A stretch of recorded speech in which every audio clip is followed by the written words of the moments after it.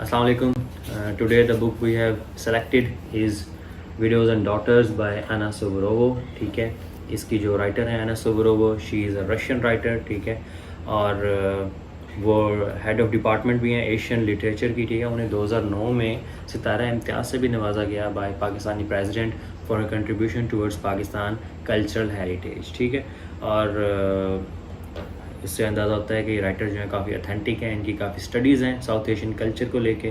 तो ये obviously Russian language में थी बुक, और इसको ट्रांसलेट किया गया इंग्लिश में बाय डैनियल डेनीन. ठीक है, डैनियल डेनीन ने इसको इंग्लिश में ट्रांसलेट किया. अब आते हैं बुक की तरफ.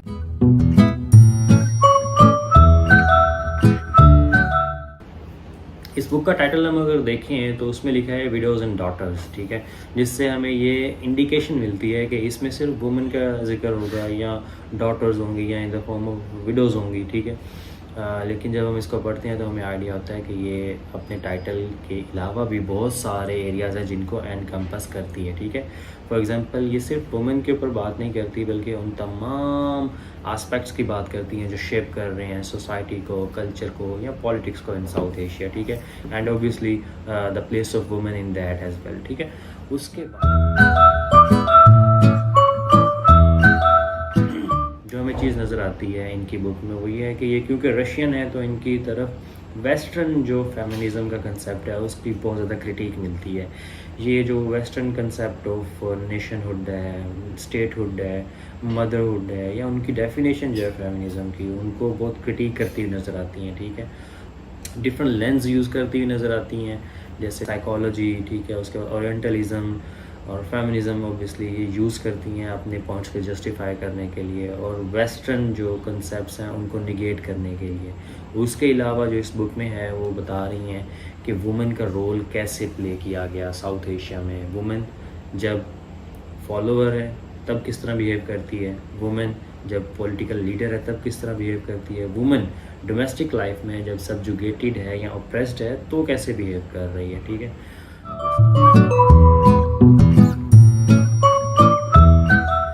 उसके अलावा जो इसमें सबसे अच्छी बात लगी मुझे वो ये था कि वो जो मिथ है एक कि साउथ एशियन कंट्रीज़ के अंदर या साउथ एशियन रीजन के अंदर हमें हिस्ट्री में वुमेन नहीं मिलती लीड करती हुई एज अ पॉलिटिकल लीडर या as a leader of the state नहीं मिलती.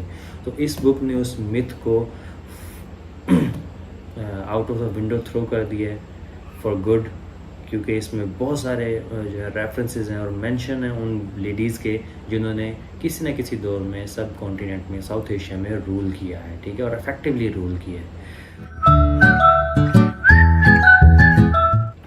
आए अब इस बुक के अंदर मज़ीद डिटेल में चलते हैं, सेक्शंस के बारे में बात करते हैं. ठीक है, सेक्शंस की बात करें तो हमें नज़र आता है कि इसको 2 सेक्शंस में डिवाइड किया हुआ है. क्लियरली नज़र आता है एक सेक्शन है जिसमें वो हिस्टोरिकल पर्सपेक्टिव देती हैं, अपनी तमहीद बांधती हैं, जस्टिफिकेशंस देती हैं, डेमोक्रेसीज़ के ऊपर बात करती हैं कि कल्चर किस तरह था, सिस्टम कंस्ट्रक्ट किस तरह हुआ है. ठीक है, सोशल कंस्ट्रक्ट किस तरह हुआ है.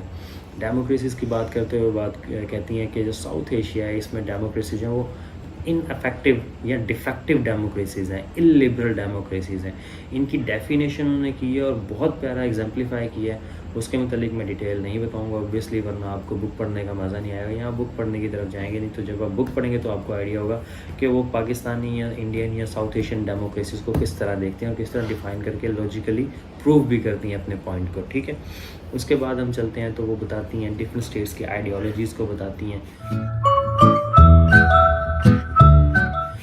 ये बात मुझे सबसे ज़्यादा पसंद आई कि इन्होंने आइडियोलॉजी ऑफ पाकिस्तान को डिफ़ाइन करने की कोशिश की.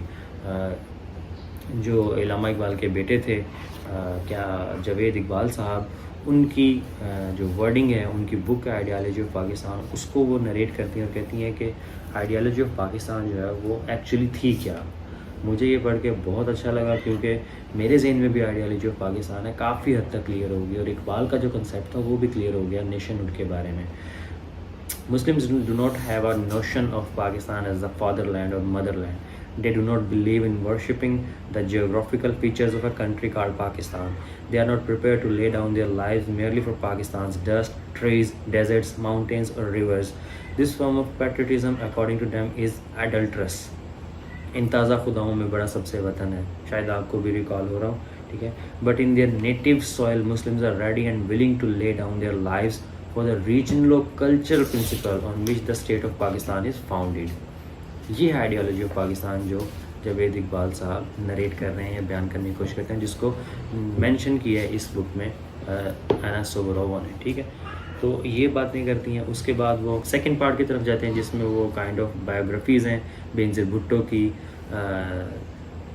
सिरिमा वो बंदर नायका की, चंद्रगुप्ता कुमाराटुंगा की, ठीक है, क्या नाम है अपना, इंदिरा गांधी की, ठीक है, और हसीना वाजिद और खालदा ज़िया की, इन सब की बायोग्राफीज़ है। और इनके थ्रू वो ये पॉइंट प्रूव करने की कोशिश करती हैं कि कैसे पैट्रियार्कल सोसाइटी में उन्होंने मेन जो हैं उनको फोर्स किया या उनको मनाया कि वो वोट दे सकें और वुमेन को एज अ लीडर मान सकें, ठीक है।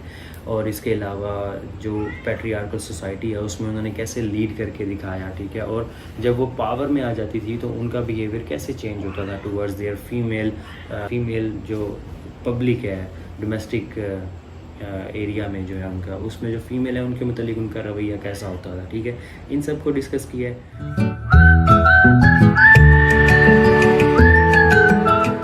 तो आए अब जो फर्स्ट पार्ट है हिस्टोरिकल पर्सपेक्टिव, उसके ऊपर थोड़ी सी बात करते हैं। हिस्टोरिकल पर्सपेक्टिव के ऊपर बात करते हुए उन्होंने बताया कि जो हिस्ट्री है उसमें बहुत सारी हमें जो है ना फीमेल लीडर्स मिलती हैं। जैसे काकाटिया डायनेस्टी है, उसमें जो है वो रुद्रामा देवी जो है वो एक लीडर थी, बड़ी इफ़ेक्टिव लीडर थी, ठीक है। उसके बाद जो रानी सुमरो हैं, ठीक है, सरधना की थी देवी लीडर थी, वो इंडिया के तवाइफ जो थी एक थी दिल्ली की, ठीक है, वहाँ से वो रूल करके आई यूपी जो आजकल है सरधना के एरिया में, ठीक है। फिर डायनेस्टी ऑफ डॉटर्स है जिसे हम आजकल भोपाल से के नाम से याद करते हैं। तो ये सब मेंशंस हैं। जिंदन कौर है रंजीत सिंह की सबसे यंग और सबसे छोटी जो वाइफ थी, विडो हुई थी रंजीत सिंह की मौत के बाद, उन सब का जिक्र है कैसे वो पावर में गई, ठीक है। ये एक हिस्टोरिकल पर्सपेक्टिव डेवलप करती हैं। उसके बाद फिर वो जिक्र करती हैं बायोग्राफीज़ का कि किस तरह जो है बेनज़ीर भुट्टो रूल पावर में आई, किस तरह इंदिरा गांधी पावर में आई, और किस तरह खालदा ज़िया और हसीना वाजिद ये सब पावर में आई, ठीक है।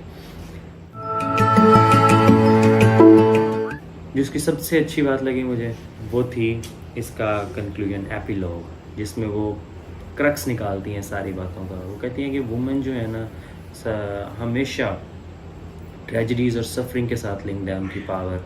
वुमेन जब भी पावर में आई है किसी न किसी ट्रेजिडी के तहत आई है।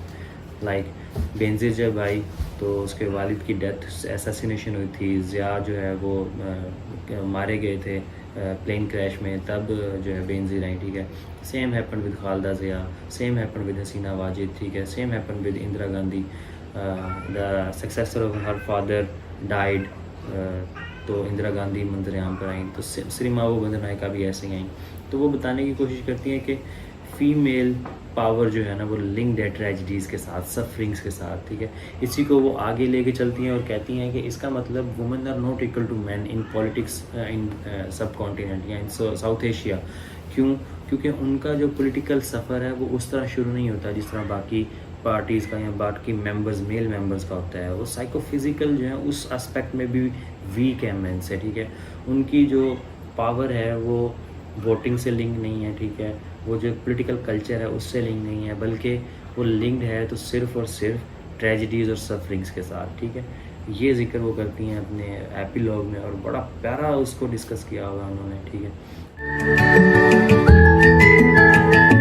तो रिकमेंडेड बुक्स जो है वो मैंने लिखी हैं, वो है वुमेन इन वर्ल्ड पॉलिटिक्स और female leadership of democratic transition in Asia, ठीक है। Encyclopedia of women in South Asia, और जैसे मैंने पहले कहा ideology of Pakistan by Javed Iqbal, ठीक है। ये वो बुक्स हैं जिनको नरेट किया है इस बुक में आना सोबरोवा ने, और थोड़ा सा ही पढ़ के इनको मुझे आइडिया होता है कि ये बुक कितनी स्ट्रॉन्ग है और इनको पढ़ना चाहिए लाजमी, ठीक है। ये these are the recommended books जो पढ़नी चाहिए इस बुक को पढ़ने के बाद, ठीक है। थोड़ा सा मैं बताऊंगा इस बुक के बारे में जो अच्छी नहीं लगी मुझे चीज़, वो ये थी कि इसकी इंग्लिश जो है बड़ी डिफ़िकल्ट है, ठीक है। इसके जो कंसेप्ट्स हैं बड़े डिफ़िकल्ट हैं, वो ले मैन के लिए नहीं है, जो मतलब फ़र्स्ट टाइम रीड कर रहा है किसी चीज़ को उसके लिए ये बुक नहीं है। इस बुक को पढ़ने के लिए आपको कुछ नॉलेज प्रीरेक्विजिट रखना पड़ेगा, जैसे पैट्रियार्कल सिस्टम है, फेमिनिज़म है, ठीक है, और ओरिएंटलिज्म है। इन चीज़ों का थोड़ा सा आइडिया और हिस्टोरिकल पर्सपेक्टिव जो साउथ एशिया के हैं उनका थोड़ा बहुत आइडिया होना चाहिए आपको इस बुक को पढ़ने से पहले। अगर आपको उन चीज़ों का नहीं पता तो ये बुक थोड़ी सी डिफ़िकल्ट लगेगी आपको, ठीक है। इस बुक में जो सबसे अच्छी लाइन लगी वो ये थी कि जब इंदिरा गांधी से पूछा गया, जब उनकी असैसिनेशन वगैरह आई थी या एमरजेंसी एक लगने लगी थी, तो राइटर लिखती हैं कि she behaved as the only man in her cabinet. तो ये लाइन मुझे सबसे पसंद आई थी इस बुक में, ठीक है। ऑब्वियसली आपको भी पसंद आएंगी तो आप भी शेयर कीजिएगा अपनी अपनी लाइन्स। और तो that's all from my side.